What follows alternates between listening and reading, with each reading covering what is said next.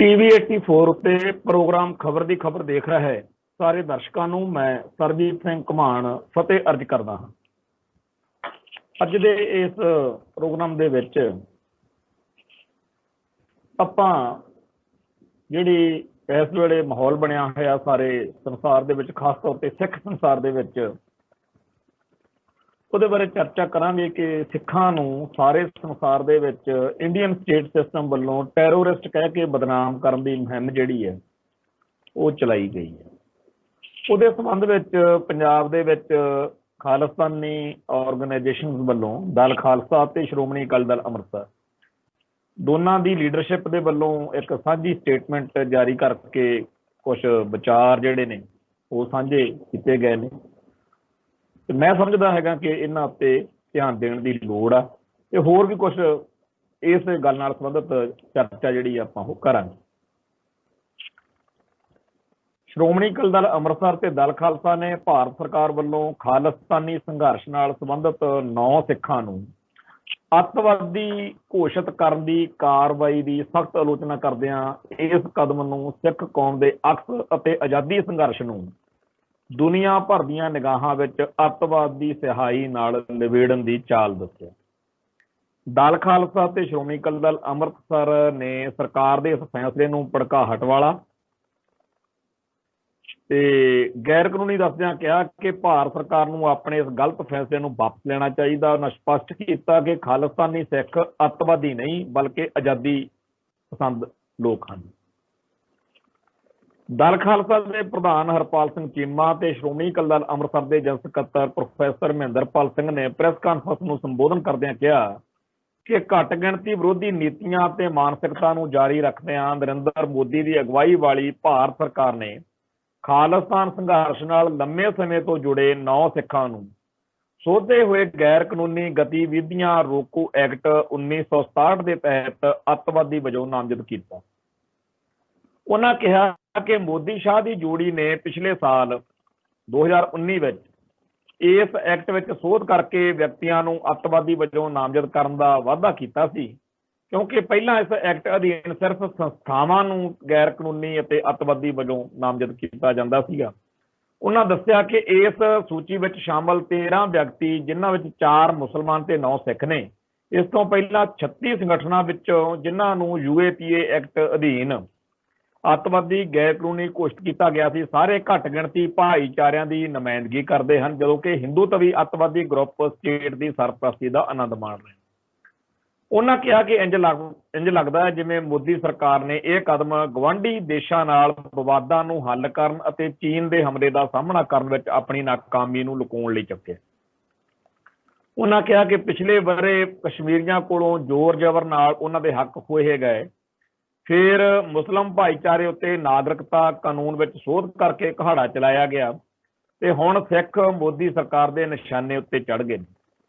ਉਹਨਾਂ ਖਦਸ਼ਾ ਪ੍ਰਗਟ ਕਰਦਿਆਂ ਕਿਹਾ ਕਿ ਭਾਰਤ ਅੰਦਰ ਘੱਟ ਗਿਣਤੀਆਂ ਦੀ ਹੋਂਦ ਖਤਰੇ ਵਿੱਚ ਹੈ ਤੇ ਆਉਣ ਵਾਲੇ ਦਿਨ ਸਾਡੇ ਲਈ ਵੱਧ ਤੋਂ ਬਦਤਰ ਹੋਣਗੇ। ਉਹਨਾਂ ਸ਼੍ਰੋਮਣੀ ਕਮੇਟੀ ਅਤੇ ਅਕਾਲੀ MPs ਦੀ ਭਾਰਤ ਸਰਕਾਰ ਦੀਆਂ ਦਮਨਕਾਰੀ ਅਤੇ ਫਾਸੀਵਾਦੀ ਨੀਤੀਆਂ ਅੱਗੇ ਚੁੱਪ ਰਹਿਣ ਦੇ ਅਮਲ ਨੂੰ ਕੌਮ ਲਈ ਘਾਤਕ ਦੱਸਿਆ। ਉਹਨਾਂ ਪੰਜਾਬ ਪੁਲਿਸ ਵੱਲੋਂ ਰੈਫਰੈਂਡਮ 2020 ਦੀ ਆੜ ਹੇਠ ਸਿੱਖ ਨੌਜਵਾਨਾਂ ਦੀ ਫੜੋ-ਫੜੀ ਅਤੇ ਥਾਣਿਆਂ ਵਿੱਚ ਸੱਦ ਕੇ ਕੀਤੀ ਜਾ ਰਹੀ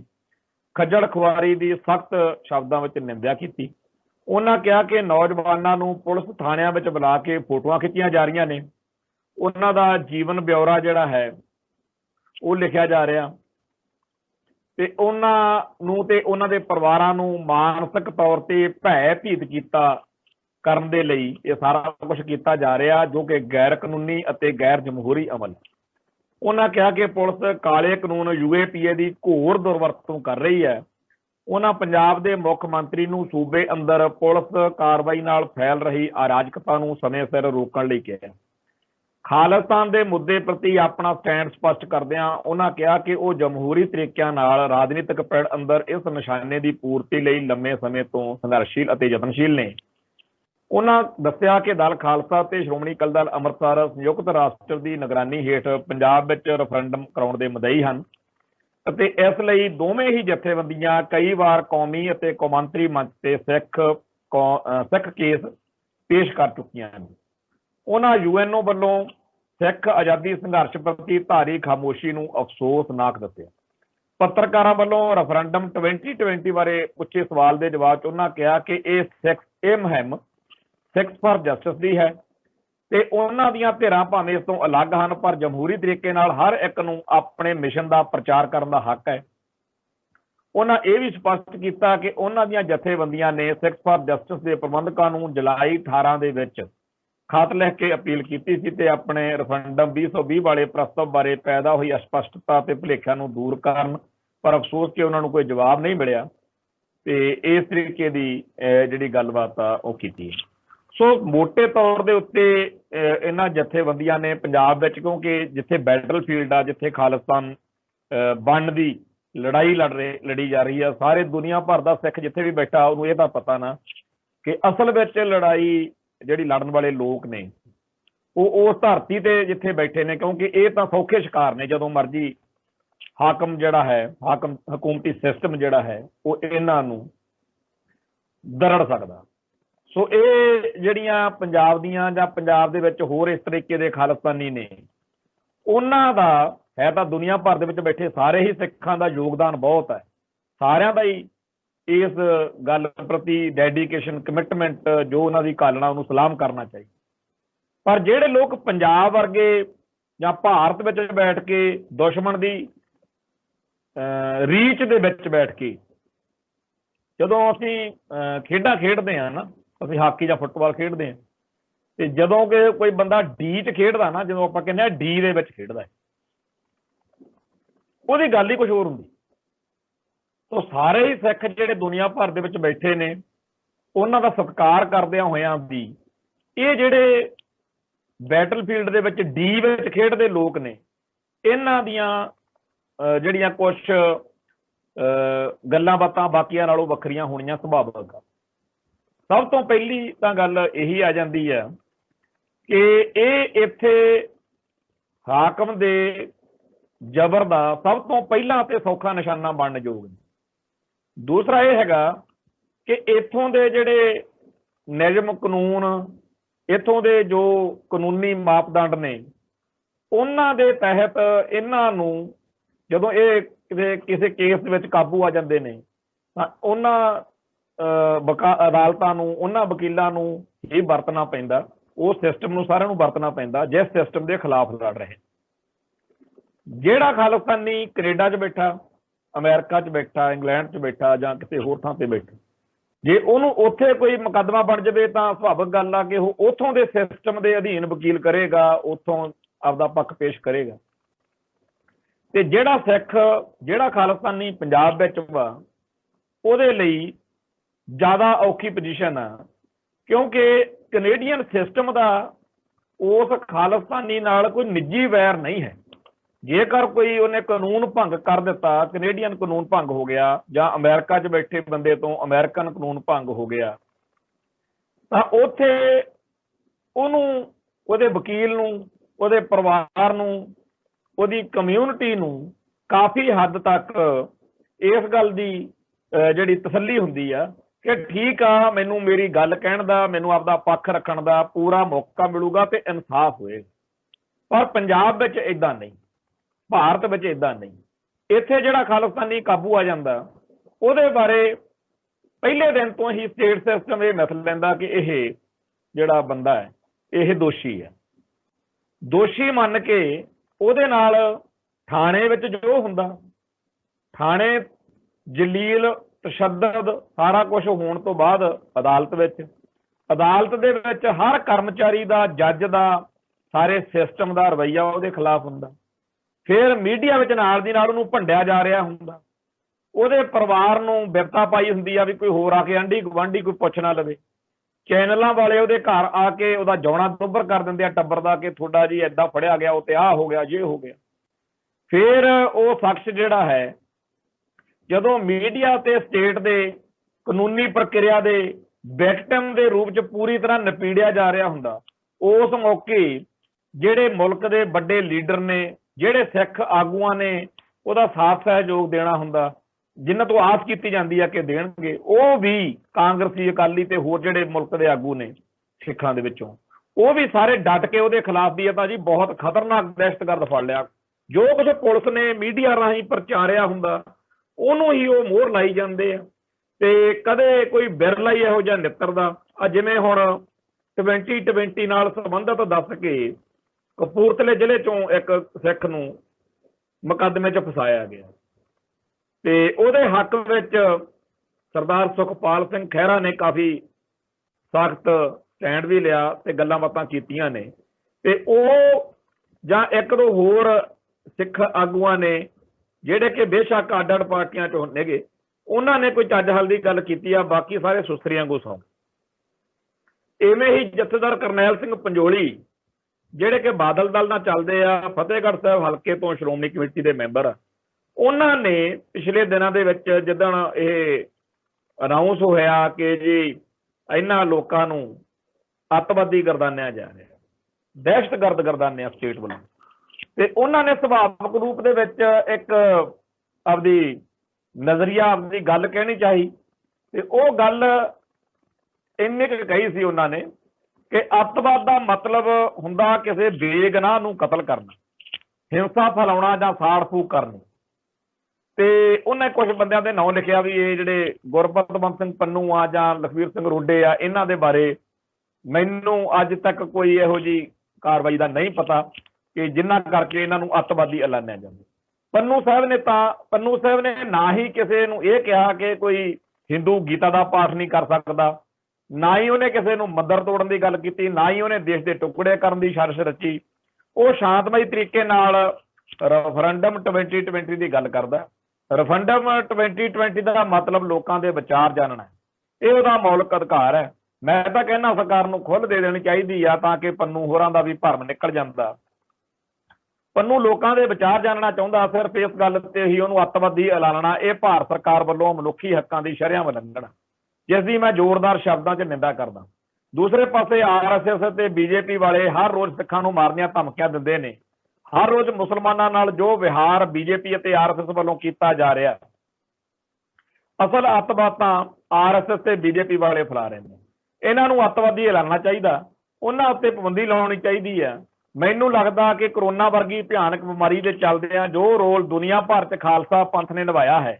ਜਿਸ ਕਾਰਨ ਦੁਨੀਆ ਭਰ ਵਿੱਚ ਸਿੱਖਾਂ ਦਾ ਅਕਸ ਵਧਿਆ ਹੈ, ਤੇ ਜਿਸ ਤੋਂ ਚਿੜ ਕੇ BJP ਸਰਕਾਰ ਨੇ ਸਿੱਖਾਂ ਦਾ ਅਕਸ ਦੁਨੀਆ 'ਚ ਧੁੰਦਲਾ ਕਰਨ ਦਾ ਯਤਨ ਕੀਤਾ ਹੈ। ਤੇ ਇਦਾਂ ਦੇ ਜਿਹੜੇ ਨੇ ਵਿਚਾਰ ਪੇਸ਼ ਕੀਤੇ ਜਿਸ ਤਰ੍ਹਾਂ ਕਰਨੈਲ ਸਿੰਘ ਪੰਜੋਲੀ ਨੇ,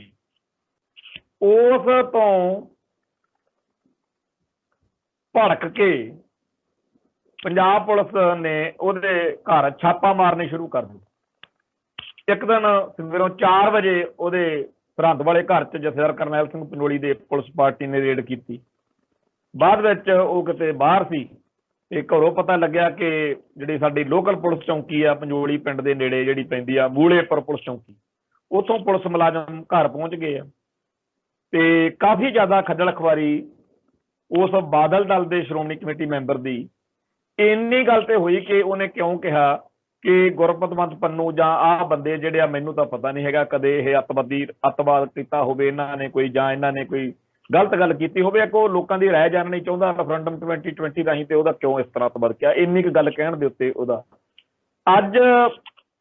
ਉਹਦਾ ਕਰਨੈਲ ਸਿੰਘ ਪੰਜੋਲੀ ਦਾ ਇਹ ਕਹਿਣਾ ਹੈ ਕਿ ਹੈਰਾਨੀ ਦੀ ਗੱਲ ਇਹ ਹੈ ਕਿ ਬਈ ਪੁਲਿਸ ਮੇਰੇ ਦੁਆਲੇ ਹੋਈ ਹੈ, ਹੋਰ ਵੀ ਬੜੇ ਲੋਕਾਂ ਨੂੰ ਪੁਲਿਸ ਤੰਗ ਪਰੇਸ਼ਾਨ ਕਰ ਰਹੀ ਹੈ। ਤੇ ਜਿਹੜੇ ਸ਼੍ਰੋਮਣੀ ਅਕਾਲੀ ਦਲ ਦੇ ਫਰਜ਼ ਬਣਦੇ ਆ ਅਕਾਲੀਆਂ ਦੇ ਕਿ ਜਿੱਥੇ ਜਿੱਥੇ ਲੋਕਾਂ ਨਾਲ ਧੱਕਾ ਹੋ ਰਿਹਾ, ਵਧੀਕੀ ਹੋ ਰਹੀ ਆ, ਉੱਥੇ ਸਾਥ ਦਈਏ। ਧੜਾ ਧੜ ਸਿੱਖ ਨੌਜਵਾਨਾਂ ਨੂੰ ਥਾਣੇ 'ਚ ਸੱਦ ਕੇ ਜਲੀਲ ਕੀਤਾ ਜਾ ਰਿਹਾ ਹੈ ਤੇ ਉਹਨਾਂ ਦੀ ਪੈਰਵਾਈ ਨਹੀਂ ਕੀਤੀ ਜਾ ਰਹੀ, ਉਹਨਾਂ ਦਾ ਸਾਥ ਨਹੀਂ ਦਿੱਤਾ ਜਾ ਰਿਹਾ। ਤੇ ਆਜ਼ਾਦੀ ਦੀ ਗੱਲ ਕਰਨੀ ਕੋਈ ਗੁਨਾਹ ਥੋੜੀ ਹੈ। ਤੇ ਉਹ ਕਹਿੰਦਾ ਵੀ ਇਹ ਤਾਂ RSS ਵਾਲੇ BJP ਵਾਲੇ ਵੀ ਸਿਰਫ ਹਿੰਦੂ ਰਾਸ਼ਟਰ ਦੀ ਰੋਜ਼ ਗੱਲ ਕਰਦੇ, ਤੇ ਉਹਨਾਂ ਵਿਰੁੱਧ ਤਾਂ ਕੋਈ ਕੇਸ ਦਰਜ ਨਹੀਂ ਹੁੰਦਾ। ਤੇ ਮੇਰੇ ਦੁਆਲੇ ਪੁਲਿਸ ਕਈ ਦਿਨ ਹੋ ਗਏ ਪਿੱਛਾ ਕਰ ਰਹੀ ਆ। ਤੇ ਅੱਗੇ ਉਹਨਾਂ ਨੇ ਗੱਲ ਲਿਖੀ ਹੈ ਬੜੀ ਉਹ ਕਮਾਲ ਦੀ ਆ, ਕਹਿੰਦੇ ਕਿਸੇ ਅਕਾਲੀ ਨੇ ਨਿੰਦਿਆ ਤਾਂ ਕੀ ਕਰਨੀ ਆ, ਕੋਈ ਅਕਾਲੀ ਮੇਰੇ ਹੱਕ ਵਿੱਚ ਵੀ ਨਹੀਂ ਬੋਲਿਆ। ਮੈਂ ਸਾਰਾ ਜੀਵਨ ਸ਼੍ਰੋਮਣੀ ਅਕਾਲੀ ਦਲ ਵਿੱਚ ਗੁਜ਼ਾਰ ਦਿੱਤਾ, ਤਾਂ ਮੇਰੇ ਹੱਕ ਵਿੱਚ ਵੀ ਕੋਈ ਅਕਾਲੀ ਦਲ ਦਾ ਲੀਡਰ ਨਹੀਂ ਬੋਲ ਰਿਹਾ। ਤੇ ਇਹ ਗੱਲ ਜਥੇਦਾਰ ਕਰਨੈਲ ਸਿੰਘ ਪੰਜੋਲੀ ਹਲਕਾ ਫਤਿਹਗੜ੍ਹ ਸਾਹਿਬ ਤੋਂ ਸ਼੍ਰੋਮਣੀ ਕਮੇਟੀ ਮੈਂਬਰ ਆ, ਉਹਨਾਂ ਨੇ ਇਹ ਗੱਲ ਅੱਜ ਲਿਖੀ। ਹੁਣ ਜੇਕਰ ਆਮ ਗੁਰਸਿੱਖ ਤੋਂ ਲੈ ਕੇ ਵੱਡੇ ਅਕਾਲੀ ਲੀਡਰਾਂ ਤੱਕ ਜਾਂ ਕਿਸੇ ਹੋਰ ਆਗੂ, ਅੱਜ ਅਕਾਲੀ ਲੀਡਰ ਜਿਸ ਤਰ੍ਹਾਂ ਕਰਨੈਲ ਸਿੰਘ ਪੰਜੋਲੀ ਦੇ ਦੁਆਲੇ ਹੋਏ ਨੇ, ਹੋ ਸਕਦਾ ਕੱਲ ਨੂੰ ਸੁਖਪਾਲ ਸਿੰਘ ਖਹਿਰੇ ਦੁਆਲੇ ਹੋ ਜਾਣ, ਕਿਸੇ ਦੁਆਲੇ ਵੀ ਹੋ ਸਕਦੇ। ਤੋ ਇਹ ਜਿਹੜਾ ਇੱਥੇ ਦੇ ਸਿੱਖ ਆਗੂ ਨੇ, ਸਿੱਖ ਲੀਡਰ ਨੇ, ਇਹ ਵੀ ਆਪਦੇ ਫਰਜ਼ ਜਿਹੜੇ ਨੇ ਉਹ ਭੁੱਲੇ ਫਿਰਦੇ ਆ, ਨਹੀਂ ਨਿਭਾ ਰਹੇ ਆਪਦੇ ਫਰਜ਼, ਔਰ ਬਹੁਤ ਗਲਤ ਕਰ ਰਹੇ ਨੇ। ਇਸ ਚੱਕਰ ਦੇ ਵਿੱਚ ਜਦੋਂ ਕਿ UAPA ਵਰਗੇ ਐਕਟ ਲਾ ਕੇ ਬੇਦੋਸ਼ੇ ਸਿੱਖ ਨੌਜਵਾਨਾਂ ਨੂੰ ਕਈ ਸਾਲਾਂ ਦੀ ਜੇਲ੍ਹਾਂ ਵਿੱਚ ਸੜਨ ਲਈ ਸੁੱਟਿਆ ਜਾ ਰਿਹਾ, ਤੇ ਇਹਦੇ ਤੋਂ ਬਚਣ ਦੇ ਲਈ ਬਚਣ ਦੇ ਲਈ ਨੌਜਵਾਨਾਂ ਦਾ ਆਸੇ-ਪਾਸੇ ਹੋ ਜਾਣਾ ਜਾਂ ਭੱਜ ਜਾਣਾ, ਇਹ ਫਿਰ ਵਾਪਰੇਗਾ। ਉਹ ਅਸਲ ਵਿੱਚ ਇੰਡੀਅਨ ਸਟੇਟ ਦੀ ਇਹ ਰੀਝ ਲੱਗਦੀ ਆ ਕਿ 2020 ਦੇ ਬਹਾਨੇ ਜਿੰਨੇ ਕੁ ਸਿੱਖਾਂ ਨੂੰ ਜਲੀਲ ਕੀਤਾ ਜਾ ਸਕਦਾ, ਤੰਗ ਕੀਤਾ ਜਾ ਸਕਦਾ, ਟੈਰੋਰਾਈਜ਼ ਕੀਤਾ ਜਾ ਸਕਦਾ, ਦਹਿਸ਼ਤ ਜ਼ਦਾ ਕੀਤਾ ਜਾ ਸਕਦਾ, ਉਹ ਕਰੀਏ, ਤਾਂ ਕਿ ਇਹਨਾਂ ਵਿੱਚੋਂ ਕੋਈ ਨਾ ਕੋਈ ਤਾਂ ਇਹੋ ਜਿਹਾ ਨਿਕਲੂਗਾ ਹੀ ਨਾ ਜਿਹੜਾ ਕਹੂਗਾ ਕਿ ਮੇਰੇ ਤੋਂ ਨਹੀਂ ਇਹ ਡੱਪ ਝੱਲ ਹੋਣਾ। ਤੋ ਜਦੋਂ ਉਹ ਕੋਈ ਸਟੈਪ ਚੱਕੂਗਾ, ਫਿਰ ਉਹਦੇ ਬਹਾਨੇ ਹੋਰਾਂ ਨੂੰ ਵੀ ਨਿਸ਼ਾਨੇ ਤੇ ਲੈਣਾ ਵੀ ਇਹ ਦਹਿਸ਼ਤਗਰਦ ਨੇ, ਅੱਤਵਾਦੀ ਨੇ, ਇਹ ਹਿੰਸਕ ਵਾਰਦਾਤਾਂ ਕਰਦੇ ਨੇ। ਸੋ ਇਸ ਤਰੀਕੇ ਦੀ ਇਹ ਸਥਿਤੀ ਜਿਹੜੀ ਆ ਬਣਾਈ ਜਾ ਰਹੀ। ਸੋ ਪੰਜਾਬ ਦੇ ਵਿੱਚ ਸਿੱਖਾਂ ਦੇ ਅਗਲੇ ਨਸਲਕੁਸ਼ੀ ਦੇ ਜਿਹੜਾ ਹੈਗਾ ਪਲਾਨ, ਉਹ ਸਾਡੇ ਸਾਹਮਣੇ ਆ। ਇੱਕ ਤਾਂ ਸਾਰੇ ਸੰਸਾਰ ਦੇ ਵਿੱਚ ਕੁਝ ਸਿੱਖਾਂ ਦੇ ਬਹਾਨੇ ਸਿੱਖ ਸਰੂਪ ਨੂੰ, ਸਿੱਖ ਸ਼ਕਲ ਨੂੰ, ਸਿੱਖਾਂ ਨੂੰ ਖਾਲਿਸਤਾਨ ਦੇ ਗੱਲ ਕਰਨ ਦੇ ਕਰਕੇ ਉਹਨਾਂ ਨੂੰ ਕਹਿੰਦੇ ਆ ਵੀ ਇਹ ਅੱਤਵਾਦੀ, ਤਾਂ ਕਿ ਦੁਨੀਆ ਭਰ 'ਚ ਸਿੱਖਾਂ ਦਾ ਵਕਾਰ ਘਟੇ, ਇੱਜ਼ਤ ਘਟੇ, ਇਹਨਾਂ ਨੂੰ ਲੋਕ ਨਫ਼ਰਤ ਕਰਨ, ਇਹਨਾਂ ਨੂੰ ਦੂਜੀਆਂ ਕੌਮਾਂ, ਦੂਜੇ ਧਰਮ, ਦੂਜੇ ਮੁਲਕ ਜਿਹੜੇ ਨੇ ਉਹ ਅੱਤਵਾਦੀ ਮੰਨ ਲੈਣ। ਇੱਕ ਤਾਂ ਇਹ ਹੈ। ਦੂਸਰਾ ਜਿਹੜਾ ਹੈਗਾ ਨਾਲ ਦੀ ਨਾਲ ਉਹ ਕੰਮ ਕਿ ਇਹਨਾਂ ਨੂੰ ਡਰਾਇਆ ਜਾਵੇ ਕਿ ਜੇ ਖਾਲਿਸਤਾਨ ਦੀ ਗੱਲ ਕੀਤੀ ਤਾਂ ਤੁਸੀਂ ਮਾਰੇ ਜਾਓਗੇ, ਤੇ ਜੇ ਬਾਹਲੀ ਤਿੜਫੜ ਕੀਤੀ ਫਿਰ ਤੁਹਾਨੂੰ ਜਿਹੜਾ ਹੈਗਾ ਅੱਤਵਾਦੀ ਕਹਿ ਕੇ, ਦਹਿਸ਼ਤਗਰਦ ਕਹਿ ਕੇ ਕੋਲੇ, ਜਿਵੇਂ ਪਹਿਲਾਂ ਕਰਦੇ ਹੁੰਦੇ ਸੀ, ਝੂਠੇ ਪੁਲਿਸ ਮੁਕਾਬਲੇ 'ਚ ਮਾਰ ਦੇਣਾ ਤੇ ਮੁੜ ਕੇ ਇੱਕ ਕੋਲੇ ਪਿਸਤੌਲ ਜਿਹਾ ਰੱਖ ਲੈਣਾ। ਜਿਵੇਂ ਭਾਈ ਕੁਲਵੰਤ ਸਿੰਘ ਨਾਗੋਕੇ ਨੂੰ 1981 ਦੇ ਵਿੱਚ ਚੱਕ ਕੇ ਕਈ ਦਿਨ ਰੱਖ ਕੇ ਟੈਰਰ ਉਹਦੇ ਉੱਤੇ ਜ਼ੁਲਮ ਕੀਤਾ, ਬਹੁਤ ਬਰੂਟੈਲਿਟੀ ਨਾਲ ਉਹਦਾ ਅੰਗ ਅੰਗ ਪਾਣ ਸੁੱਟੇ, ਤੇ ਜਦੋਂ ਉਹ ਪੁਲਿਸ ਹਿਰਾਸਤ ਵਿੱਚ ਹੀ ਸ਼ਹੀਦ ਹੋ ਗਿਆ, ਚੜ੍ਹਾਈ ਕਰ ਗਿਆ, ਤਾਂ ਭਾਈ ਕੁਲਵੰਤ ਸਿੰਘ ਨਾਗੋਕੇ ਦਾ ਝੂਠਾ ਪੁਲਿਸ ਮੁਕਾਬਲਾ ਅੰਮ੍ਰਿਤਸਰ ਤੋਂ ਬਾਰ-ਬਾਰ ਬੱਲੇ ਪਿੰਡ ਕੋਲੇ ਡੈੱਡ ਬੋਡੀ ਰੱਖ ਕੇ ਬਣਾ। ਜੇ ਕਿਤੇ ਉਸ ਮੌਕੇ ਦਰਬਾਰਾ ਸਰਕਾਰ ਉਹਨਾਂ ਬੁੱਚੜ ਪੁਲਿਸੀਆਂ ਨੂੰ ਸਜ਼ਾਵਾਂ ਦੇ ਦਿੰਦੀ ਜਿਨ੍ਹਾਂ ਨੇ ਇਹ ਝੂਠਾ ਪੁਲਿਸ ਮੁਕਾਬਲਾ ਬਣਾਇਆ, ਤਾਂ ਬਾਅਦ ਵਿੱਚ ਜੋ ਸਿੱਖਾਂ ਦਾ ਏਡੇ ਵੱਡੇ ਪੱਧਰ ਤੇ ਪੁਲਿਸੀਆਂ ਨੇ ਝੂਠੇ ਪੁਲਿਸ ਮੁਕਾਬਲੇ ਕਤਲੇਆਮ ਕੀਤਾ, ਸ਼ਾਇਦ ਉਹਨਾਂ ਨੂੰ ਜ਼ਰੂਰਤ ਨਾ ਪੈਂਦੀ। ਹਾਂ, ਇਹ ਗੱਲ ਤਾਂ ਹੈ ਕਿ ਬਾਅਦ ਵਿੱਚ ਵੀ ਬਹੁਤ ਸਾਰੇ ਸਿੱਖ ਪਰਿਵਾਰਾਂ ਨੇ ਆਪਦੇ ਪਰਿਵਾਰਕ ਮੈਂਬਰਾਂ ਦੀ ਲੜਾਈ ਲੜੀ ਤੇ ਅਦਾਲਤ ਵਿੱਚੋਂ ਉਹਨਾਂ ਜ਼ਾਲਮ ਤੇ ਬੁੱਚੜ ਪੁਲਿਸੀਆਂ ਨੂੰ ਸਜ਼ਾਵਾਂ ਕਰਾਉਣ ਵਿੱਚ ਸਫਲ ਰਹੇ, ਜਿਨ੍ਹਾਂ ਪੁਲਿਸੀਆਂ ਨੇ ਸਿੱਖਾਂ ਦਾ ਘਾਣ ਕੀਤਾ ਸੀਗਾ, ਸਿੱਖਾਂ ਦੇ ਝੂਠੇ ਪੁਲਿਸ ਮੁਕਾਬਲੇ ਕਰਕੇ ਉਹਨਾਂ ਨੇ, ਜਾਂ ਲਾਵਾਰਸ ਲਾਸ਼ਾਂ ਵਾਲੀ ਗੱਲ। ਤੋਂ ਬੜੀ ਵੱਡੀ ਇੱਕ ਲਿਸਟ ਫਿਰ ਇਸ ਤਰੀਕੇ ਨਾਲ ਹੋਂਦ ਵਿੱਚ ਆ ਗਈ, ਜਿਨ੍ਹਾਂ ਜ਼ਾਲਮ ਤੇ ਬੁੱਚੜ ਪੁਲਿਸੀਆਂ ਨੇ ਕਹਿਰ ਢਾਇਆ। ਪਰ ਜਿਹੜੇ ਝੂਠੇ ਪੁਲਿਸ ਮੁਕਾਬਲੇ ਬਣਾਉਣੇ, ਝੂਠੇ ਮੁਕੱਦਮੇ ਬਣਾਉਣੇ, ਇਹ ਖੁੱਲ੍ਹ ਵਾ ਜਿਹੜੀ ਉਹ ਇੰਡੀਅਨ ਸਿਸਟਮ ਨੇ ਦਿੱਤੀ ਹੋਈ ਹੈ ਸਿੱਖਾਂ ਦੇ ਉੱਤੇ ਜ਼ੁਲਮ ਕਰਨ। ਸੋ 2020 ਦੇ ਬਹਾਨੇ ਹੁਣ ਜਿਹੜੀ ਗੱਲ 2020 ਦੀ ਆ, ਇਹਦੇ ਬਾਰੇ ਪੰਜਾਬ ਦੇ ਵਿੱਚ ਆ ਜਿਹੜੀਆਂ ਖਾਲਿਸਤਾਨੀ ਧਿਰਾਂ ਨੇ, ਇਹਨਾਂ ਨੇ ਇਹ ਗੱਲ ਬੜੇ ਸਪਸ਼ਟ ਤੌਰ ਤੇ ਕਹੀ ਆ ਕਿ ਉਹਨਾਂ ਦਾ ਸਿੱਖਸ ਫਾਰ ਜਸਟਿਸ ਦਾ ਜਿਹੜਾ ਵੀ ਇਹ ਏਜੰਡਾ ਹੈ, ਅਸੀਂ ਆਡਰ ਧਿਰਾਂ ਵਾਂ, ਅੱਡ ਸਾਡੇ ਢੰਗ ਤਰੀਕੇ ਨੇ, ਉਹਨਾਂ ਦਾ ਆਪਦਾ ਢੰਗ ਤਰੀਕਾ ਹੈਗਾ, ਪਰ ਖਾਲਿਸਤਾਨੀ ਹੋਣ ਦੇ ਨਾਤੇ ਜੇ ਉਹਨਾਂ ਨੂੰ ਅੱਤਵਾਦੀ ਐਲਾਨਿਆ ਜਾ ਰਿਹਾ, ਇਹਦਾ ਅਸੀਂ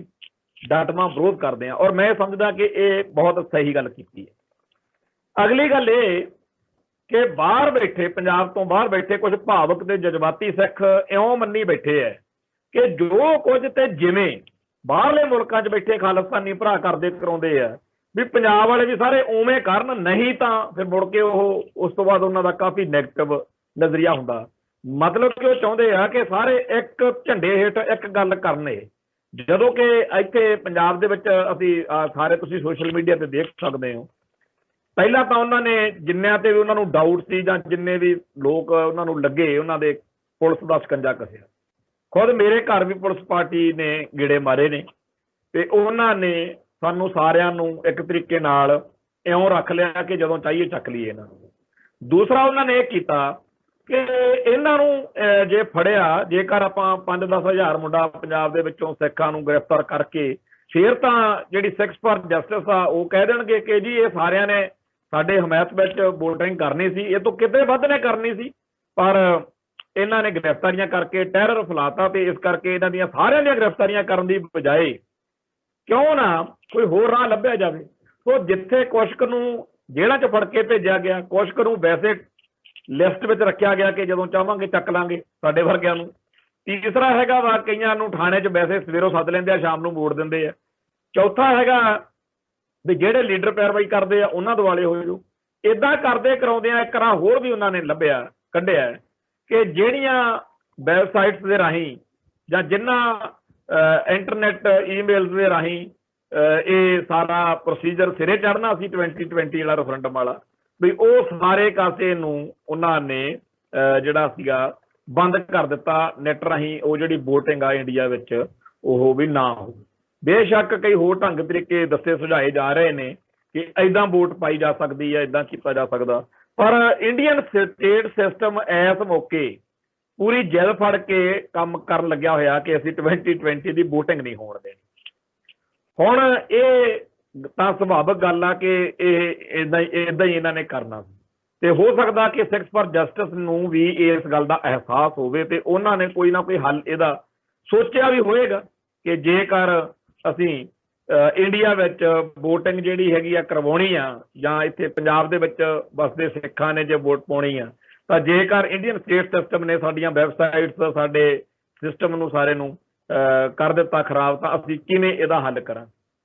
ਸੋ ਪੰਜਾਬ ਦੇ ਵਿੱਚ ਜਿਹੜੇ ਪੰਥਕ ਅਤੇ ਖਾਲਿਸਤਾਨੀ ਸਫਾਂ ਦੇ ਲੋਕ ਨੇ ਇਸ ਵੇਲੇ ਉਹ ਜੇ ਚਾਹੁਣ ਵੀ ਤਾਂ ਉਹਨਾਂ ਲਈ ਬੜਾ ਔਖਾ ਬਣਾਇਆ ਦਿੱਤਾ ਗਿਆ ਹੈਗਾ ਕਿ ਉਹ ਸਿੱਖਸ ਫਾਰ ਜਸਟਿਸ ਦੇ ਇਸ ਮੁਹਿੰਮ ਦਾ ਹਿੱਸਾ ਬਣ ਸਕਣ। ਤੇ ਵਿਦੇਸ਼ਾਂ ਦੇ ਵਿੱਚ ਇਹਦਾ ਕੀ ਹਾਲ ਆ ਉਹ ਤਾਂ ਵਿਦੇਸ਼ਾਂ ਦੇ ਭਰਾ ਸਾਡੇ ਬਿਹਤਰ ਜਾਣਦੇ ਆ, ਸਾਨੂੰ ਤਾਂ ਜੋ ਮੀਡੀਆ ਤੋਂ ਜਾਣਕਾਰੀ ਮਿਲਦੀ ਆ ਉਹ ਅਸੀਂ ਦੇਖਦੇ ਹਾਂ। ਪਰ ਮੈਂ ਕਿਉਂਕਿ ਪੰਜਾਬ ਤੋਂ ਅੰਮ੍ਰਿਤਸਰ ਤੋਂ ਬੋਲ ਰਿਹਾ ਇਸ ਕਰਕੇ ਮੈਂ ਇਹ ਇੱਥੇ ਬੜਾ ਸਪਸ਼ਟ ਕਹਿ ਦੇਣਾ ਚਾਹੁੰਦਾ ਕਿ ਬੇਸ਼ੱਕ ਸਾਰੇ ਦੇ ਸਾਰੇ ਸਿੱਖ ਸੰਸਾਰ ਦੀ ਇਹ ਸਾਂਝੀ ਮੰਗ ਆ ਕਿ ਸਾਡੀ ਕੌਮ ਆਜ਼ਾਦ ਹੋਵੇ, ਸਾਡਾ ਆਜ਼ਾਦ ਕੌਮੀ ਘਰ ਬਣੇ, ਖਾਲਿਸਤਾਨ ਬਣੇ, ਪਰ ਜੋ ਸਿੱਖਸ ਫਾਰ ਜਸਟਿਸ ਦਾ ਇਹ ਪ੍ਰੋਜੈਕਟ ਸੀਗਾ ਇਹਦੇ ਵਾਸਤੇ ਇੱਥੇ ਬਹੁਤ ਜ਼ਿਆਦਾ ਔਖਾ ਕਰ ਦਿੱਤਾ ਹੋਇਆ ਵਾ। ਤੇ ਆਉਣ ਵਾਲੇ ਦਿਨਾਂ ਵਿੱਚ ਇਹਦੇ 'ਚ ਕੀ ਬਣਦਾ ਬਣਾਉਂਦਾ ਉਹ ਵੀ ਸਾਰਾ ਕੁਝ ਸਾਹਮਣੇ ਆ ਜਾਣਾ, ਕਿਉਂਕਿ ਜਿਹੜੀ ਧਿਰ ਜਾਂ ਜਿਹੜੇ ਲੋਕਾਂ ਨੇ ਕੋਈ ਖੇਡ ਰਚਾਈ ਹੁੰਦੀ ਆ ਉਹਨਾਂ ਨੇ ਸਾਰੇ ਅਪ ਡਾਊਨਸ ਦੇਖ ਕੇ ਕਿ ਆਹ ਹੋ ਗਿਆ ਤਾਂ ਆਹ ਕਰਾਂਗੇ, ਜੇ ਆਹ ਹੋ ਗਿਆ ਤਾਂ ਆਹ ਕਰਾਂਗੇ ਸੋਚਿਆ ਹੀ ਹੁੰਦਾ, ਜਾਂ ਕਈ ਵਾਰ ਜੇ ਉਦੋਂ ਮੌਕੇ ਤੇ ਨਾ ਵੀ ਸੋਚਿਆ ਹੋਵੇ ਤਾਂ ਜਦੋਂ ਪ੍ਰੋਬਲਮ ਆਉਂਦੀ ਆ ਤਾਂ ਉਹਦਾ ਜ਼ਰੂਰ ਕੋਈ ਹੱਲ ਜਿਹੜਾ ਹੈਗਾ ਬੰਦਾ ਸੋਚਦਾ। ਸੋ ਸਿੱਖਸ ਫਾਰ ਜਸਟਿਸ ਵਾਲੇ ਇਸ ਗੱਲ ਦਾ ਵੀ ਹੱਲ ਜ਼ਰੂਰ ਸੋਚ ਲੈਣਗੇ ਆਪਦਾ। ਦੂਸਰੀ ਗੱਲ ਇਹ ਵੀ ਆ ਕਿ ਕਈ ਲੋਕ ਹੁੰਦੇ ਨੇ ਜਿਹੜੇ ਹਰ ਸਮੱਸਿਆ ਦੇ ਵਿੱਚੋਂ ਕੋਈ ਨਾ ਕੋਈ ਹੱਲ ਲੱਭਣ ਦਾ ਯਤਨ ਕਰਦੇ ਆ, ਤੇ ਕਈ ਇਹੋ ਜਿਹੇ ਹੁੰਦੇ ਨੇ ਜਿਹੜੇ ਹਰੇਕ ਹੱਲ ਦੇ ਵਿੱਚੋਂ ਵੀ ਹੋਣਾ ਹੈ ਉਹ ਚੋਂ ਸਮੱਸਿਆ। ਸੋ ਇਹ ਹੱਲ ਅਤੇ ਸਮੱਸਿਆ ਲੱਭਣ ਵਾਲੀ ਜਿਹੜੀ ਟਕਰਾਰ ਆ ਜਾਂ ਲੜਾਈ ਆ ਇਹ ਵੀ ਚੱਲਦੀ ਰਹਿਣੀ ਆ, ਤੇ ਇਹ ਖਾਲਿਸਤਾਨੀਆਂ ਅਤੇ ਖਾਲਿਸਤਾਨ ਦੇ ਵਿਰੋਧੀਆਂ ਦੇ ਵਿਚਾਲੇ ਜੋ ਜੰਗ ਛਿੜੀ ਹੋਈ ਆ ਇਹਦੇ ਅੱਡ ਅੱਡ ਜਿਹੜੇ ਪੱਖ ਨੇ ਜਾਂ ਅੱਡ ਅੱਡ ਦੌਰ ਨੇ ਉਹ ਚੱਲ। ਜਦੋਂ ਸਾਰੀ ਗੱਲ ਇਕੱਲੇ ਨਰਕਧਾਰੀਆਂ ਦੇ ਮਾਮਲੇ ਤੇ ਕਰੀ ਫੋਕਸ ਰਹਿੰਦੀ ਸੀ 1980-81 ਤੋਂ 84 ਤੱਕ ਧਰਮ ਯੁੱਧ ਮੋਰਚਾ ਤੇ ਥੋੜਾ ਬਹੁਤਾ ਖਾਲਿਸਤਾਨ ਦੀ ਗੱਲ ਚੱਲਦੀ ਸੀ। ਫਿਰ 81 ਤੋਂ 84 ਦੇ ਅਟੈਕ ਤੋਂ ਬਾਅਦ ਹੋਰ ਮਾਮਲਾ ਬਣ ਗਿਆ ਕਿ ਦਰਬਾਰ ਸਾਹਿਬ ਅਕਾਲ ਤਖਤ ਸਾਹਿਬ ਦੀ ਤਬਾਹੀ ਤੇ ਇਹਦਾ ਬਦਲਾ ਫਿਰ ਉਹ ਨਵੰਬਰ 1984 ਆ ਗਿਆ। ਨਵੰਬਰ 1984 ਤੋਂ ਬਾਅਦ ਸਾਰੀ ਦੀ ਸਾਰੀ ਸਿੱਖ ਭਾਈਚਾਰੇ ਨੂੰ ਇਸ ਗੱਲ ਦੀ ਸਮਝ ਲੱਗ ਗਈ ਕਿ ਗਨ ਚੱਕੋ ਨਾ ਚੱਕੋ, ਗੱਲ ਕਰੋ ਨਾ ਕਰੋ,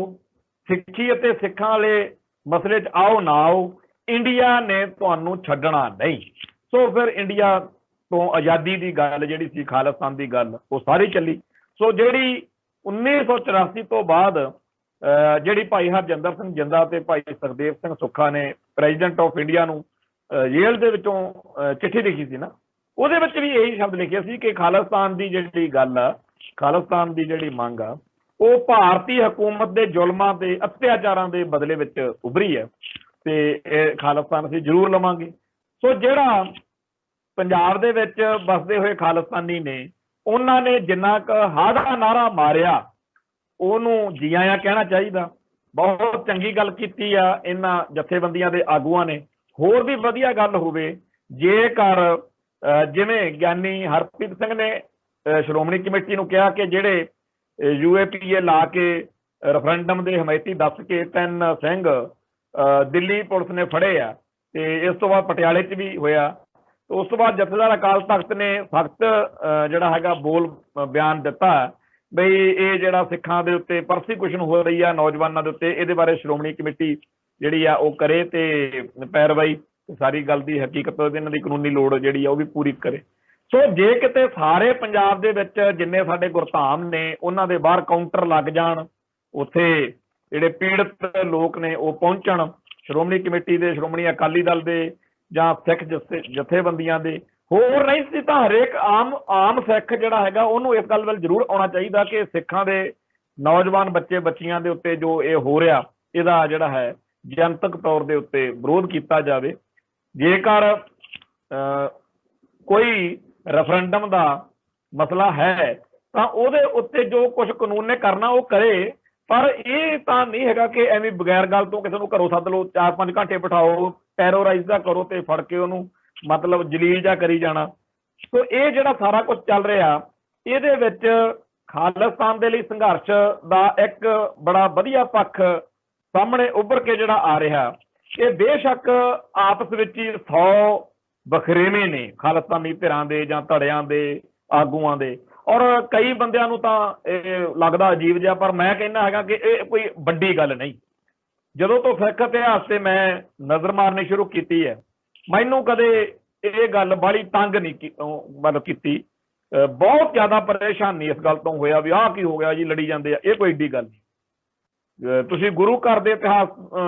ਤੋਂ ਲੈ ਕੇ ਅੱਜ ਤੱਕ ਦੇ ਇਤਿਹਾਸ ਤੇ ਨਜ਼ਰ ਮਾਰ ਲਓ, ਇਹ ਤਕਰਾਰ, ਧੜੇਬਾਜ਼ੀ, ਵਿਰੋਧਤਾਈਆਂ, ਅਸਹਿਮਤੀਆਂ ਆਮ ਗੱਲ ਆ।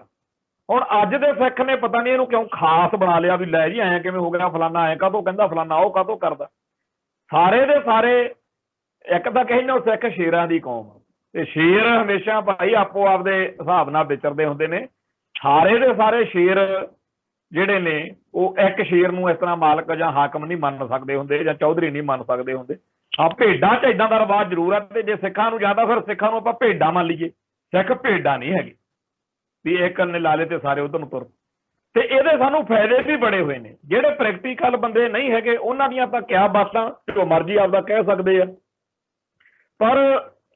ਖਾੜਕੂ ਲਹਿਰ ਮੌਕੇ ਵੀ ਇਦਾਂ ਦੀ ਕਈਆਂ ਨੇ ਗੱਲਾਂ ਕਰਨੀਆਂ ਕਿ ਸਾਰੇ ਇੱਕ ਝੰਡੇ ਹੇਠ, ਇੱਕ ਜਥੇਬੰਦੀ ਹੇਠ ਏਦਾਂ ਹੋ ਜਾਓ। ਪਰ ਅਸੀਂ ਉਦੋਂ ਮੈਂ ਪ੍ਰੈਕਟੀਕਲੀ ਇਸ ਗੱਲ ਨੂੰ ਜਾਣਦਾ ਕਿ ਜੇ ਕਿਤੇ ਇੱਕ 50 ਜਣਿਆਂ ਦਾ ਗਰੁੱਪ ਆ, ਕੋਈ ਜਥੇਬੰਦੀ ਹੈ, ਜੇ ਉਹਦੇ 'ਚ ਕੋਈ ਕੈਟ ਆਊਟ ਵੜ ਗਿਆ ਤਾਂ ਉਹ ਕਿੰਨਾ ਕੁ ਨੁਕਸਾਨ ਕਰਾਏਗਾ। ਪਰ ਜੇਕਰ 500 ਬੰਦਿਆਂ ਦੀ ਇੱਕੋ ਇੱਕ ਜਥੇਬੰਦੀ ਆ, ਜੇ 10 ਜਥੇਬੰਦੀਆਂ ਨੇ 50-50 ਬੰਦਿਆਂ ਦੀਆਂ ਨੇ ਤਾਂ ਉੱਥੇ ਵੱਧ ਕੈਟਾਂ ਟਾਊਟਾਂ ਦੀ, ਵੱਧ ਸਿਸਟਮ ਦੀ ਲੋੜ ਆ। ਪਰ ਜੇਕਰ ਇੱਕੋ ਜਥੇਬੰਦੀ ਬਣਾ ਦਈਏ ਫਿਰ ਇੱਕੋ ਕੈਟ ਨਹੀਂ ਸਰ ਜੂ, ਇੱਕੋ ਟਾਊਟ ਨਹੀਂ ਸਰ ਜੂਗਾ, ਸਾਰੇ ਭੇਤ ਜਾਂਦੇ ਰਹਿਣਗੇ। ਤੇ ਸਰ ਗਰੀਲਾ ਜ਼ਿੰਦਗੀ ਜਿਹੜੀ ਸੀ, ਅੰਡਰਗਰਾਊਂਡ ਲਾਈਫ ਜਿਹੜੀ ਹੁੰਦੀ ਹੈ, ਉਹਦੇ ਵਿੱਚ ਇਹ ਜਿਹੜੇ ਨੇ ਪੱਖ ਉਹ ਕੰਮ ਕਰਦੇ ਨੇ। ਵਾਕਿਆ ਹੀ ਉੱਥੇ ਵੱਧ ਤੋਂ ਵੱਧ ਧਿਰਾਂ ਧੜੇ, ਗੋਪਨੀਯਤਾ, ਗਰੀਲਾ ਲਾਈਫ ਦੀ ਲੋੜ ਹੁੰਦੀ ਆ, ਸੀਕ੍ਰੇਸੀ ਦੀ ਲੋੜ ਹੁੰਦੀ ਹੈ। ਸੋ ਜ਼ਿਆਦਾ ਧੜੇ ਜਾਂ ਜ਼ਿਆਦਾ ਧਿਰਾਂ ਦਾ ਉੱਥੇ ਫਾਇਦਾ ਸੀ। ਤੇ ਸਾਡੇ ਜਿਹੜੇ ਗਰਾਊਂਡ ਤੇ ਬਾਹਰ ਬੈਠੇ ਹੁੰਦੇ ਆ ਤਾੜੀਆਂ ਥੋੜੀਆਂ ਮਾਰਨ ਵਾਲੇ, ਉਹ ਐਵੇਂ ਉੱਤੇ ਜੀ ਸਾਰੇ ਇੱਕ ਬੰਦੇ ਸਿੱਖ ਕਿਤੇ ਇਕੱਠੇ ਹੋ ਸਕਦੇ ਆ। ਹਾਂ ਜੇ ਉਹ ਚਲੋ ਇਹ ਝੂਠ ਜਿਹਾ ਬੋਲ ਕੇ ਨਜ਼ਾਰਾ ਜਿਹਾ ਲੈਣਾ ਹੈਗਾ ਉਹ ਲਈ ਜਲੂਈ ਚੱਲੋ, ਕਈਆਂ ਨੂੰ ਆਦਤ ਜੀ ਹੁੰਦੀ ਆ ਵੀ ਨਹੀਂ ਜੀ ਐਂ ਕਿਵੇਂ ਜੀ, ਉਹ ਕਿਵੇਂ ਜੀ। ਬਾਬਾ ਜਰਨੈਲ ਸਿੰਘ ਜੀ ਖਾਲਸਾ ਭਿੰਡਰਾਂ ਵਾਲਿਆਂ ਦੇ ਹੁੰਦਿਆਂ ਵੀ ਧੜੇਬਾਜ਼ੀਆਂ ਧਿਰਾਂ ਸੀਗੀ। ਬਾਬਾ ਜਰਨੈਲ ਸਿੰਘ ਦੇ ਝੰਡੇ ਹੇਠਲੇ ਸਿੱਖ ਆਪਸ ਵਿੱਚ ਹੀ ਵੱਖੋ ਵੱਖਰੇ ਤੌਰ ਤੇ ਕੌਮ ਦੀ ਸੀ। ਹਾਂ, ਨਿਸ਼ਾਨਾ ਇੱਕ ਹੋਣਾ ਚਾਹੀਦਾ। ਸਾਰੀ ਦੀ ਸਾਰੀ ਕੌਮ ਨੇ ਕਦੇ ਵੀ ਇੱਕ ਬੰਦੇ ਜਾਂ ਇੱਕ ਝੰਡੇ ਹੇਠ ਉਵੇਂ ਨਹੀਂ ਆਉਣਾ, ਪਰ ਸਾਰੇ ਆਪੋ ਆਪਦੇ ਝੰਡੇ ਚੱਕ ਕੇ ਗੁਰੂ ਗ੍ਰੰਥ ਸਾਹਿਬ ਨੂੰ ਸਮਰਪਿਤ ਹੋ ਕੇ ਖਾਲਸਾ ਪੰਥ ਦੀ ਚੜ੍ਹਦੀ ਕਲਾ ਲਈ ਜੂਝਦੇ ਹੋਈਏ, ਉਹ ਗੱਲ ਹੁੰਦੀ ਹੈ। ਸੋ ਪੰਜਾਬ ਦੇ ਜਾਂ ਪੰਜਾਬ ਤੋਂ ਬਾਹਰਲੇ ਸਾਰੇ ਖਾਲਿਸਤਾਨੀ ਜਿਹੜੇ ਨੇ ਉਹ ਖਾਲਿਸਤਾਨ ਲਈ ਜੂਝਦੇ ਨੇ, ਆਪੋ ਆਪਦੇ ਢੰਗ ਤਰੀਕੇ ਨੇ ਤੇ ਹਰੇਕ ਨੂੰ ਦੂਜੇ ਦੇ ਢੰਗ ਤਰੀਕੇ ਦਾ ਸਤਿਕਾਰ ਕਰਨਾ ਚਾਹੀਦਾ। हाँ इंडियन स्टेट की इच्छा जरूर होगी ਜਾਂ ਪੰਥ ਦੋਖੀਆਂ ਦੀ ਇੱਛਾ ਇਹ ਜ਼ਰੂਰ ਰਹੂਗੀ ਕਿ ਇਹਨਾਂ ਨੂੰ ਲੜਾਇਆ ਜਾਵੇ ਵੀ ਚਲੋ ਜੀ ਮਾਨ ਦਲ ਤੇ ਦਲ ਖਾਲਸਾ ਨੂੰ ਪੰਪ ਦਿੱਤਾ ਜਾਵੇ ਕਿ ਤੁਸੀਂ ਦਲ ਖਾਲਸਾ ਵਾਲਿਓ ਮਾਨ ਦਲ ਵਾਲਿਓ ਰੈਫਰੈਂਡਮ ਵਾਲਿਆਂ ਦੇ ਖਿਲਾਫ ਬੋਲੋ ਤੇ ਰੈਫਰੈਂਡਮ ਵਾਲਿਆਂ ਨੂੰ ਪੰਪ ਦਿੱਤਾ ਜਾ ਸਕਦਾ ਹੈਗਾ ਕਿ ਤੁਸੀਂ ਜੇ ਇਹਨਾਂ ਦੇ ਖਿਲਾਫ ਬੋਲੋ ਤੇ ਕਈ ਵਾਰੀ ਇਹੋ ਜਿਹੇ ਬੰਦੇ ਕਮਲੇ ਲੱਭ ਵੀ ਪੈਂਦੇ ਨੇ ਜੇ ਨਾ ਲੱਭਣ ਤਾਂ ਸਰਕਾਰਾਂ ਨਕਲੀ ਪੈਦਾ ਕਰ ਲੈਂਦੀਆਂ ਨੇ ਮੰਨ ਲਓ ਇੱਕ ਕੋਈ ਦਲ ਖਾਲਸਾ ਦਾ ਨਕਲੀ ਜਿਹਾ ਬੰਦਾ ਪੈਦਾ ਕਰ ਲਓ ਇੱਕ ਮਾਨ ਦਲ ਦਾ ਵੀ ਅਸੀਂ ਜੇ ਹੈਗੇ ਆ ਵੈਸੇ ਤਾਂ ਇੱਥੇ ਮਿੰਟੋ ਮਿੰਟ ਅਗਲੇ ਨੇ ਐਲਾਨ ਕਰ ਦੇਣਾ ਵੀ ਸਾਡੇ ਬੰਦੇ ਨਹੀਂ ਹੈਗੇ ਪਰ ਕਈ ਵਾਰੀ ਨੁਕਸਾਨ ਹੋ ਜਾਂਦਾ ਉਦੋਂ ਤਿੱਕਰ ਤੇ ਗੱਲ ਦੀ ਸਮਝ ਬਾਅਦ ਚ ਲੱਗਦੀ ਹੈ ਬੰਦਿਆਂ ਨੂੰ ਤੇ ਉਧਰੋਂ ਇੱਕ ਸਿੱਖ ਰੈਫਰੈਂਡਮ ਦਾ ਸਿੱਖਸ ਫਾਰ ਜਸਟਿਸ ਦਾ ਨੁਮਾਇੰਦਾ ਬਣਾ ਲਿਆ ਜਾਵੇ ਨਕਲੀ ਉਹਨਾਂ ਤਿੰਨਾਂ ਦੀ ਝਾਟ ਵਚੀਟੀ ਗਾਲੋ ਗਾਲੀ ਕਰਾ ਦਿਓ ਮੁੜ ਕੇ ਥੱਲੇ ਲੜਾਈ ਕਰਾ ਦਿਓ ਇਦਾਂ ਵੀ ਕੀਤਾ ਜਾਂਦਾ ਹੁੰਦਾ ਸੋ ਮੈਂ ਇਕੱਲੀ ਇਹ ਇੱਕ ਉਦਾਹਰਨ ਦਿੱਤੀ ਆ ਇਦਾਂ ਕਰਕੇ ਸਿੱਖਾਂ 'ਚ ਪਾਟੋ ਧਾੜ ਨਫ਼ਰਤ ਵੈਰ ਵਿਰੋਧ ਵਧਾਏ ਜਾ ਸਕਦੇ ਆ ਪਰ ਕਿੰਨਾ ਵਧੀਆ ਹੋਵੇ ਕਿ ਜੇਕਰ ਸਾਰੇ ਆਪੋ ਆਪਦੀ ਥਾਂ ਤੇ ਰਹਿੰਦਿਆਂ ਹੋਇਆਂ ਇੱਕ ਦੂਜੇ ਦਾ ਅਦਬ ਸਤਿਕਾਰ ਕਰਦੇ ਹੋਏ ਆਪੋ ਆਪਦੇ ਤਰੀਕੇ ਨਾਲ ਕੌਮ ਦੀ ਆਜ਼ਾਦੀ ਦੇ ਸਫ਼ਰ ਵਿੱਚ ਅੱਗੇ ਵਧਦੇ ਰਹੋ ਕਿਉਂਕਿ ਜਿੰਨੀਆਂ ਵੀ ਇਸ ਟਾਈਮ ਦੇ ਉੱਤੇ ਇਹ ਸੰਘਰਸ਼ ਕਰ ਰਹੀਆਂ ਧਿਰਾਂ ਨੇ ਜਾਂ ਆਗੂ ਸ਼ਖਸੀਅਤਾਂ ਨੇ ਇੱਕ ਤਾਂ ਸਾਰਿਆਂ ਨੂੰ ਹੀ ਦਿਖਦਾ ਨਾ ਆਲ ਓਵਰ ਤਾਂ ਸਾਰਿਆਂ ਨੂੰ ਹੀ ਪਤਾ ਵੀ ਅਗਲੇ ਮੋੜ ਤੇ ਖਾਲਿਸਤਾਨ ਨਹੀਂ ਪਿਆ ਹੈਗਾ ਪਰ ਸਾਰੇ ਦੇ ਸਾਰੇ ਖਾਲਿਸਤਾਨ ਦੇ ਹਮੇਤੀ ਆ ਸੋ ਅੱਜ ਜਿਹੜੀ ਧਿਰ ਜ਼ਿਆਦਾ ਐਕਟੀਵਿਟੀ ਨਾਲ ਜ਼ਿਆਦਾ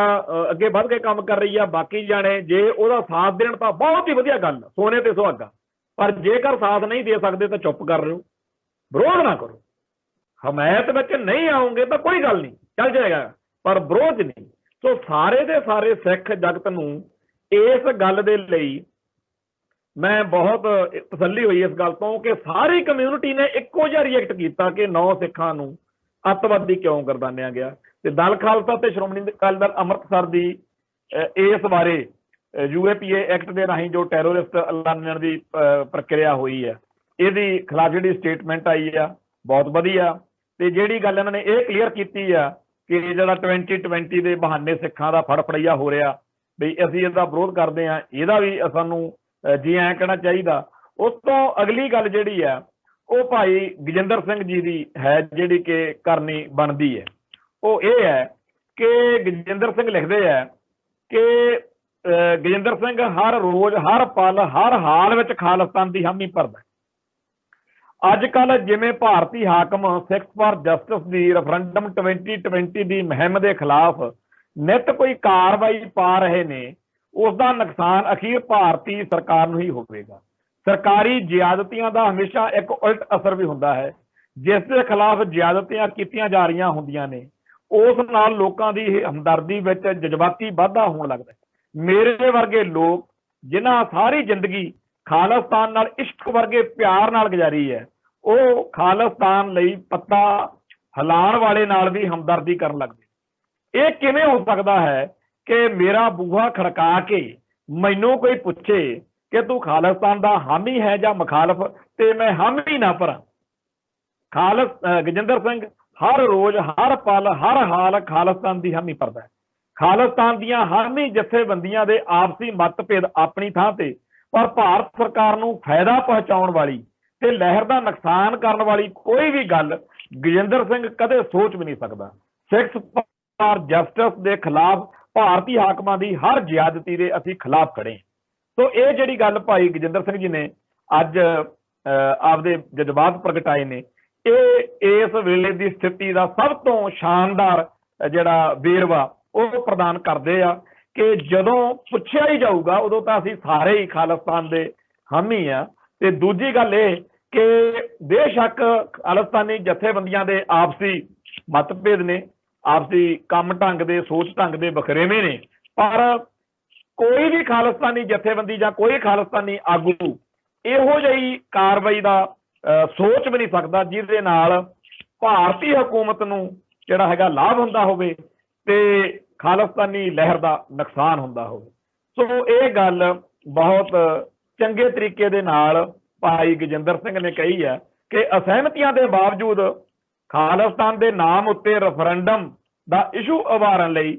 ਸਿੱਖਸ ਫਾਰ ਜਸਟਿਸ ਨਾਲ ਗਜਿੰਦਰ ਸਿੰਘ ਨੂੰ ਵੀ ਹਮਦਰਦੀ ਹੋ ਜਾਣਾ ਕੁਦਰਤੀ ਹੈ ਤੋ ਇਹ ਦੁਨੀਆ ਭਰ ਦੇ ਵਿੱਚ ਕੋਈ ਇਹੋ ਜਿਹਾ ਸਿੱਖ ਨਹੀਂ ਬੇਸ਼ੱਕ ਕੈਪਟਨ ਅਮਰਿੰਦਰ ਸਿੰਘ ਬੜੇ ਧੜੱਲੇ ਨਾਲ ਲੋਕਾਂ ਨੂੰ ਇਹ ਮਤ ਦੇਣ ਤੁਰੇ ਹੋਏ ਨੇ ਕਿ ਕਿਹੜਾ ਸਿੱਖ ਖਾਲਿਸਤਾਨ ਚਾਹੁੰਦਾ ਹੈ ਤੇ ਦੂਜੇ ਪਾਸੇ ਉਹ ਸਿੱਧੇ ਤੌਰ ਦੇ ਉੱਤੇ ਗਿਆਨੀ ਹਰਪ੍ਰੀਤ ਸਿੰਘ ਜਿਹੜੇ ਨੇ ਉਹਨਾਂ ਨੇ ਵੀ ਇਹ ਗੱਲ ਕਹੀ ਆ ਕਿ ਦੁਨੀਆ ਭਰ ਦੇ ਵਿੱਚ ਕੋਈ ਸਿੱਖ ਹੈ ਹੀ ਨਹੀਂ ਜਿਹੜਾ ਖਾਲਿਸਤਾਨ ਦਾ ਵਿਰੋਧੀ ਹੋਵੇ। ਸੋ ਹਕੀਕਤ ਇਹੀ ਹੈ ਕਿ 2020 ਨੂੰ ਪੰਜਾਬ ਦੇ ਵਿੱਚੋਂ ਵੋਟਿੰਗ ਨਾ ਹੋਣ ਦਿੱਤੀ ਜਾਵੇ ਜਾਂ ਹੋਣ ਦਿੱਤੀ ਜਾਵੇ, ਜਾਂ ਜਿਹੜਾ ਹੈਗਾ ਉਹ ਘੱਟ ਹੋਵੇ ਵੱਧ ਹੋਵੇ, ਹਕੀਕਤ ਇਹੀ ਆ ਕਿ ਕੋਈ ਮਾਨ ਦਲ ਹੋਵੇ, ਕੋਈ ਦਲ ਖਾਲਸਾ ਹੋਵੇ, ਕੋਈ ਹੋਰ ਹੋਵੇ, ਹਰ ਇੱਕ ਖਾਲਿਸਤਾਨ ਦੀ ਗੱਲ ਕਰਨ ਵਾਲੇ ਨੂੰ ਕੌਮ ਜਿਹੜੀ ਆ ਉਹ ਤੋਂ ਆਸ ਰੱਖਦੀ ਹੈ, ਉਹਦੇ ਪ੍ਰਤੀ ਇੱਕ ਸਿਦਕ, ਇੱਕ ਇਸ਼ਕ, ਇੱਕ ਮੁਹੱਬਤ ਦਾ ਇਜ਼ਹਾਰ ਹੋ ਜਾਂਦਾ ਕਿ ਸ਼ੁਕਰ ਆ ਕੋਈ ਉੱਠਿਆ ਤਾਂ ਹੈ। ਸੋ ਸਾਰੀਆਂ ਇਹਨਾਂ ਆਗੂ ਸ਼ਖਸੀਅਤਾਂ ਨੂੰ ਜਾਂ ਇਹਨਾਂ ਜਥੇਬੰਦੀਆਂ ਨੂੰ ਖੁਦ ਸੋਚਣਾ ਚਾਹੀਦਾ ਕਿ ਜਿਹੜੀ ਸਾਡੀ ਕੌਮ ਹੈ, ਜਿਹੜਾ ਸਾਡਾ ਭਾਈਚਾਰਾ ਉਹ ਸਾਡੇ 'ਚ ਫੇਥ ਕਰਦਾ, ਤਾਂ ਸਾਡੀ ਕੋਈ ਵੀ ਇਹੋ ਜਿਹੀ ਐਕਟੀਵਿਟੀ, ਕੋਈ ਇਹੋ ਜਿਹੀ ਗੱਲ ਨਾ ਹੋਵੇ ਜਿਹਦੇ ਨਾਲ ਸਾਡੀ ਕੌਮ ਦੇ ਕਿਸੇ ਹਿੱਸੇ ਨੂੰ ਸਾਡੇ ਪ੍ਰਤੀ ਕੋਈ ਗੁੱਸਾ ਜਾਂ ਰੋਹ ਪੈਦਾ ਹੋਵੇ। ਦੂਜੇ ਪਾਸੇ ਜਿਹੜੇ ਸਿੱਖ ਸਮਾਜ ਦੇ ਦੂਰ ਨੇੜੇ ਬੈਠੇ ਹੋਏ ਸਾਰੇ ਜਜ਼ਬਾਤੀ ਭੈਣ ਭਰਾ ਨੇ, ਉਹਨਾਂ ਨੂੰ ਵੀ ਇਹ ਸੋਚ ਮਨ ਵਿੱਚ ਹਮੇਸ਼ਾ ਰੱਖਣ ਦੀ ਲੋੜ ਹੈ ਕਿ ਇਹ ਨਾ ਸੋਚਿਆ ਕਰੀਏ ਕਿ ਐਂ ਕਾਹਤੋਂ ਨਹੀਂ ਹੋਇਆ, ਉਹ ਕਾਹਤੋਂ ਨਹੀਂ ਹੋਇਆ। ਹਰ ਗੱਲ ਦੇ ਪਿੱਛੇ ਇੱਕ ਜਿਹੜਾ ਕਾਰਨ ਪਿਆ ਹੁੰਦਾ, ਜਿਹੜੇ ਉਹਨੂੰ ਸਮਝਦੇ ਆ ਚੁੱਪ ਕਰ ਜਾਂਦੇ ਆ। ਮੈਂ ਇੱਥੇ ਪੰਜਾਬ ਵਿੱਚ ਬੈਠਾ ਤੇ ਮੈਂ ਇੱਥੇ ਪੰਥ ਦੀ ਗੱਲ ਕਰਨ ਲਈ ਜਿੰਨੇ ਕੁ ਮੈਂ ਇੱਥੋਂ ਆਪਦੇ ਤੌਰ ਦੇ ਉੱਤੇ ਇਸ ਥਾਂ ਤੋਂ ਬੈਠ ਕੇ ਗੱਲ ਕਰ ਸਕਦਾ, ਮੈਂ ਉਨੀ ਕੁ ਕਰਨੀ ਚਾਹੀਦੀ ਆ ਮੈਨੂੰ। ਬਹੁਤ ਸਾਰੇ ਦੂਰ ਦਰਾਡੇ ਭੈਣ ਭਰਾ ਬੈਠੇ ਆ ਜਿਹੜੇ ਫੋਨ ਦੇ ਉੱਤੇ ਗੱਲ ਕਰਕੇ ਜਾਂ ਕਿਸੇ ਹੋਰ ਢੰਗ ਤਰੀਕੇ ਨਾਲ ਸੁਨੇਹਾ ਲਾ ਕੇ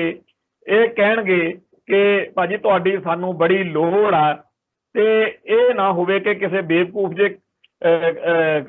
ਐਕਟ ਦੇ ਵਿੱਚ ਤੁਹਾਨੂੰ ਉਲਝਾ ਕੇ 5-7 ਸਾਲ ਜੇਲ੍ਹ ਦੀਆਂ ਸਲਾਖਾਂ ਪਿੱਛੇ ਸੁੱਟ ਦੇਣ। ਉਹਦਾ ਚਲੋ ਕੋਈ ਗੱਲ ਨਹੀਂ, ਕੇਸ ਪੈਂਦੇ ਆਏ ਆ, ਪੈਂਦੇ ਰਹਿਣੇ ਆ, ਪਰ ਸਾਨੂੰ ਇਸ ਵੇਲੇ ਤੁਹਾਡੇ ਵਰਗਿਆਂ ਦੀ ਬੜੀ ਲੋੜ ਆ ਜਿਨ੍ਹਾਂ ਤੋਂ ਪੰਜਾਬ ਤੋਂ ਅਸੀਂ ਕੋਈ ਗੱਲਬਾਤ ਸੁਣਦੇ ਰਹਿੰਦੇ ਆ। ਸੋ ਹੋਰ ਬੜਾ ਕੁਝ ਕਰਨ ਕਰਾਉਣ ਵਾਲੇ ਸਾਡੇ ਭਰਾ ਹੈਗੇ ਆ। ਸੋ ਇਹ ਨਾ ਹੋਵੇ ਕਿ ਤੁਸੀਂ ਐਵੇਂ ਖਾਂ ਜੇ ਕਿਸੇ ਗੱਲ 'ਚ ਉਲਝ ਕੇ ਅੰਦਰ ਚਲੇ ਜਾਓ। ਜਦੋਂ ਇਹ ਸਾਰੀਆਂ ਗੱਲਾਂ ਬਾਤਾਂ ਸੁਣਦੇ ਆ ਤਾਂ ਉਦੋਂ ਮਨ ਵਿੱਚ ਇਹ ਆਉਂਦਾ ਕਿ ਜੇ ਕੁਛ